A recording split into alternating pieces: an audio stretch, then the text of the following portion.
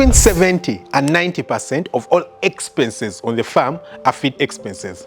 That's quite a huge percentage. For me, on my farm right here, I have about 7,500 chickens. At maximum feed consumption, that would be almost a ton of feed that they consume each and every day. It's about 950 kilos of feed that they consume each and every day. That's at 125 grams per bird per day. Now, without the tactics that I'm going to be sharing with you, that would cost about $420 US to feed the birds each and every day. But with the tactics that ensure that your feed costs go as low as possible, it's costing me about $300 US. Now that's a difference of about $120 US. Can you imagine how much $120 US every day in terms of difference in feed cost, how much that would add to you each and every day over time? That's really crazy. It's a very huge difference. Now, you need to remember that even at $420 in terms of feed cost per day, you'd still be making profit. But imagine that on top of your profit, you're adding $120 per day with just 7,500 birds. That's a huge difference. So it's certainly worth it for you to understand these tactics, because they will change the game completely for you, put you above your competition, and ensure that you have more money in your pocket. Let's get right into it. The first thing to consider is the type of birds that you're keeping. A lot of people do poultry, but you'll keep different kinds of poultry. The system that you're using and the exact type of birds. You can either be keeping local chickens, you can be keeping dual-purpose chickens. If we start with the local chicken, the ideal way of keeping local chickens, because they take quite a while to grow, and then their feed conversion ratio is not the very best. The best thing that you would do is to keep the birds partially on free range and partially on commercial feed, depending on where you are. If you have them in huge numbers and you can't sustain them on free range, then the better alternative would be for you to keep them partially on free range and partially on commercial feed. You need to minimize the commercial feed as much as possible if you're keeping local birds. Yeah, you need to minimize it, because for them, the difference won't be too much. Yeah? The thing with local chickens is that since they will scratch food around, they will scratch for their food, find everything that they can in the ground. With that, they have learned and they have evolved over the years to utilize it to produce as many eggs as possible. You understand? You'll find a local chicken giving you eggs each and every day for 30 days without stopping, yet it's feeding on free range. Now, if you're going to be doing that to a commercial layer, it's impossible. It will not give you eggs that efficiently. So that's the first thing. Yeah? For local chickens, it doesn't make too much sense to do commercial feed. Number two, if you're doing dual-purpose birds, those are more in between the local chickens and the commercial birds, the exotic birds. By commercial birds, I usually mean exotic. That is commercial layers and commercial broilers. Yeah. So if you're doing dual-purpose birds, the best way of keeping these birds is to do a mixture of the two. Number one, you can use commercial feed partially, but secondly, you need to minimize the cost of your feed as much as possible by using everything else that's available for you. For us, in the past, what we used to do is, when I was still keeping dual-purpose birds, I would get garden waste. It would be watermelon, it would be anything from the garden, kale, food that has been left over from the farm that the guys have eaten, and we just throw it to the dual-purpose birds. They would enjoy it so much, So what I would do is that I would feed them the commercial feed in the morning, probably about 50% of what they would require, and then the rest of the feed I would give them either on free range, so I would let them out, let them move around and enjoy the area, and then also I would give them all the food scraps that are around. That's how you minimize the cost for you. But then when it comes to the exotic birds, then it becomes a little bit different. Yeah? On the exotic birds, I wouldn't advise you to minimize the cost of the feed, or by adding, feed in terms of, what's left over and things like that. You can, and you can give the birds, and it can make sense if you're keeping the birds typically for free range and, you're marketing them as free range birds, because typically free range products are more expensive than your usual products that are from a commercial scale. If you're selling, for example, a tray of eggs at free range, for me here in Uganda, you might be able to sell it even up to $10. But if you're selling these other commercial eggs, you'll be lucky to get $4 out of it. You'll be really, really lucky. So if someone is keeping the birds on free range and they're getting that much money, it then makes a lot of commercial viability for them to just keep them on free range. Then they're going to have to utilize a lot of space and then feed them with all these additives because it's quite hard to get them. With time, they become expensive if you're going to be needing huge quantities of them. So it might make a lot of commercial sense. But if you're going to be doing a commercial farm where you have exotic birds and let's say you're raising, let's say, meat birds for meat production, it's very important that you're meeting your target weights at exactly the right time. For example, looking for 1.5 kilos as slaughter weight, let's say that's 2 kilograms of live weight, then it's very important that that bird gets to that point as soon as possible. And so you have to find a way of getting them feed that will get them to that point as soon as possible. And so free ranging certainly won't, and then just giving them scraps and things like that. Sometimes it might, sometimes it might not, because you're not certain of the exact composition of what you're giving the bird. So it's ideally gambling. And if you're doing birds commercially and you're putting in a lot of your money, you don't want to gamble with your flock, isn't it? You want to be certain exactly of what the results are. So then when it comes to that, you're going to go to the second point of our discussion. And that second point is, what scale are you going to be keeping the chickens? What scale? The idea is that for commercial birds, you're trying to maximize efficiency as much as possible because your margins are going to come from you being as efficient as possible. If you can manage to squeeze out a 95% in terms of production instead of an 80%, which someone who is doing free range might get away with because their margins are really high, then you will do better. Yeah, if you can get it from 80 to 95%, then for you it's the best thing because you're competing against people who have very huge budget, people who can buy and stock feed for a really long time at really low prices. Your level of competition is different and you want to maximize efficiency to make sure that you have margin. So in order to do that, you need to make sure that you're giving the birds the best feed that they can. And honestly speaking, the best feed that can be availed to birds is commercial feed. It's usually commercial feed. It's the most efficient. It's what's going to give you the very best because it has been tested. You know, they have taken the birds to labs and done all kinds of things, and they're doing everything they can to make sure that they squeeze out each and every ounce from that chicken. So commercial feed is going to be the most viable thing. But then you're now thinking about, what scale am I keeping the birds? Yeah, what scale are you keeping the birds? If you're keeping the birds on a small scale, there are things that you might do that someone who is keeping birds on a very large scale might not be able to do. For example, if someone is keeping 20,000 layers, the calcium source that we usually use for layer farmers is usually eggshells or limestone.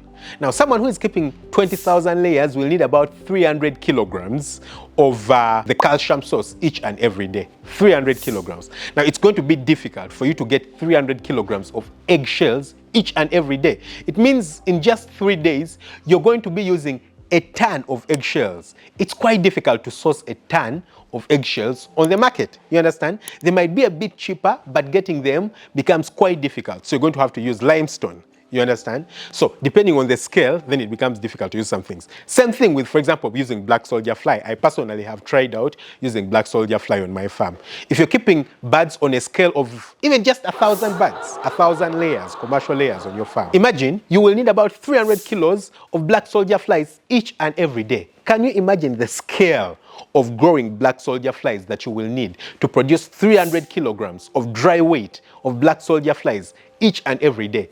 It's crazy. It's almost impossible for you to do it on such a level. Yeah. So the scale on which you're going to be doing the farm is also very, very important. So if someone is keeping birds on a really small scale, even if it is commercial birds, yeah, on a really small scale, let's say commercial layers, it might be possible for you to, you know, go into particular things. Maybe dual-purpose birds. Let's say you have 200 dual-purpose birds. There are things that you can do. For example, you can decide to grow azolla. You understand? Azolla is a weed which is grown on water. You might be able to grow it if you have a huge enough space and you grow it enough for you to be able to get enough protein source that you can use to supplement your birds. But someone who has 1,000 birds cannot feed their chickens on azolla. Certainly can't. It's not sustainable. It's not possible. Yeah. So if you're keeping the birds on such a small scale, you can do azolla. You can do black soldier flies. You might do, you know, mealworms, because you don't need too much of them. Honestly, at the end of the day, maybe you're going to need 2 kilos, maybe 1 kilo at the end of each and every day. So for you, that's 100% sustainable. It's possible for you to harvest maybe 1 kilo of black soldier fly larvae each and every day if you put in a lot of focus. It's possible. which someone who is doing the birds on a huge scale might not be able to do. Another alternative that you can actually do on a small scale, which is even a bit more sustainable than things like azolla, is fodder. Fodder is actually something that I've tried it out. I've personally grown it using barley. I've seen other people growing it using wheat, using maize. I think barley is one of the best because it gives you quite a high percentage of protein inside the fodder. And the other advantage with growing fodder is that it's way more controllable. It's easier to grow it, for example, compared to black soldier flies, because the steps and the complication of doing black soldier flies are quite, a lot, and it requires a lot of intricacies. Unlike doing fodder, which is quite simple and easier to implement. So now, if you're going to be keeping birds on a large scale, on a commercial large scale, then you're a bit limited on the kinds of things you can do. Guys, by large scale, I actually mean large scale. I've seen farmers who do, let's say, 300 chickens on free range, and they say it's large scale. Of course, if you're doing 300 chickens on free range, that's already considered large scale because you're going to need quite an amount of acreage for you to keep such a number of birds. You need at least 100 birds will need about an acre or even a little bit more than an acre for you to manage them properly on free range, on pasture. So if you're going to be keeping about 300 birds, you're going to need to use at least 3 acres of land completely as grass for the birds to forage and get what they need. And I'm even not certain if that would meet their nutritional requirements. You understand? But if you're going to be doing it on, a large scale, on a commercial scale, you're talking about, 500, 1,000 birds or even more than that, then for you, you're going to have to cut shortcuts in other ways. So you're going to have to cut shortcuts in 3 different ways. Number 1, what is the presentation of the feed that you're giving to the birds? Number 2, what are the raw materials that are available to you? And number 3, what is the price of the raw materials that you're utilizing? So first up, we shall start with the presentation. So when it comes to presentation, there are usually 2 options. Number 1 is pellets or crumble, presentation. And number 2 is mash. Now, it's obvious that mash feed is cheaper than pellet feed. So if you're trying to cut costs and then you're focusing so much on getting pellet feed, it's a bit counterintuitive because it doesn't make a lot of sense, because making pellet feed is more expensive. So what I would advise for you is to go for mash feed. I've seen birds perform really, really well on mash feed. Really well, So just concentrate on doing your mash feed as well as possible if you're focusing on cutting the cost. Of course, pellet presentation, especially when it comes to broilers, pellet presentation is better because the birds consume it easier and it ensures that the birds grow quicker. But the advantage of the pellet feed vis-a-vis the cost benefit is, it's not too high. I would rather go for the cost benefit. Now, it's after you've managed to bring your price down as low as possible that you can now think of putting that feed into pellet feed. That's when it would make sense for you. Number 2 is what raw materials do you have available to you for you to utilize to make the feed. Now, this is very, very important. The raw materials are quite important because they determine how much you're going to save. Now, before you think about the raw materials, you need to understand your ability to mix feed for yourself. You need to understand your ability. Some people are not able to mix feed because they don't understand the intricacies of mixing the feed yourselves. For me, right here, you can see that. I think you can see a spade, you can see the feed in the background, you can see the store. I get my own raw materials and I mix the feed right here on the farm. Now, the raw materials that you use will depend on what expertise you have in mixing the feed. You can either use a concentrate, you can use a premix, you can even sometimes not use the premix and get the individual amino acids yourself. Now, that's quite complicated and I wouldn't advise you to do it because it would be quite difficult for you and you're likely to go into making losses. But if you understand how to do it, then that would be the best option because it ensures that everything becomes as cheap as possible. You understand? So if you understand how to mix feed, by the way, understanding how to mix feed is quite complicated. It has a lot of intricacies. You have to understand a lot of factors of nutrition. And I'm going to be sharing that in the Farm Up Academy. It's certainly above the scope for this YouTube video. It would become quite complicated. So I'll leave it in the Farm Up Academy. It's going to be starting sometime in April. And if you're really interested in this, you should be able, to head over there and check it out. But if you understand what it means and how to mix feed, then you need to look at what are the prices of these raw materials. What raw materials would be a bit cheaper in my area compared to the other raw materials. You see, you have to create a balance between the cost of the raw materials and the effectiveness of the raw materials. Some raw materials certainly are not good enough because they don't have as much of the nutritional requirement of the birds compared to others. So those are the things you need to think about. Think about the raw materials available to you and then consider them in terms of cost. Yeah, and then you can then formulate your own feed to see how effective it is and how much you can save. And then number 3, it's about playing with the prices of these raw materials. Yeah, so how do you play with price of raw materials? Number 1, it's either using seasons. Number 2, seeing if you can grow them for yourself. And number 3, how distant they are from you. So first of all, if you can grow raw materials yourself on a scale that's required for your farm, then that would be the perfect thing. For me, for example, right here, I'm using maybe 400 kilograms of maize each and every day.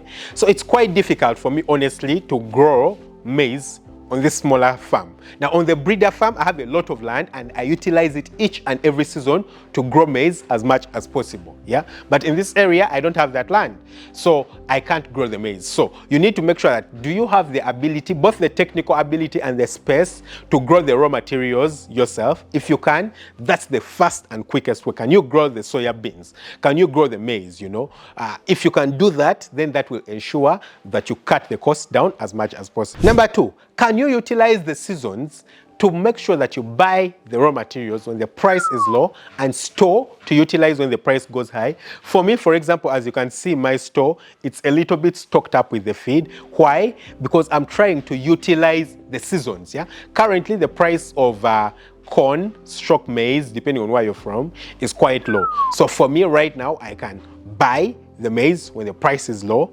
store it and utilize it when the price is higher. Now, of course, the storage is not the very best, yeah? So what we do is currently we place the maize outside to dry in the sun. That's the best way of preserving it that we have right now, yeah?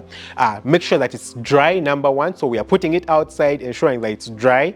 But number 2, later on, occasionally, we get it, you know, take it outside, place it in the sun again to make sure that, you know, worms are not eating it and it's exposed to air and it's exposed to sunshine and it's preserved for a longer time, yeah? But the first and most important thing is to ensure that it's properly and very properly dry. You understand? So that's what we are doing for us. So can you buy the raw materials when the price is low, whether it is soya, whether it is, you know, fish meal, if that's what you're using? Buy it when the price is low and store it to utilize it when the price goes higher. Finally, number 3, you need to ensure that your farm is situated not so far away from raw materials. For example, you might be able to time the seasons, but the raw materials are so far away from you.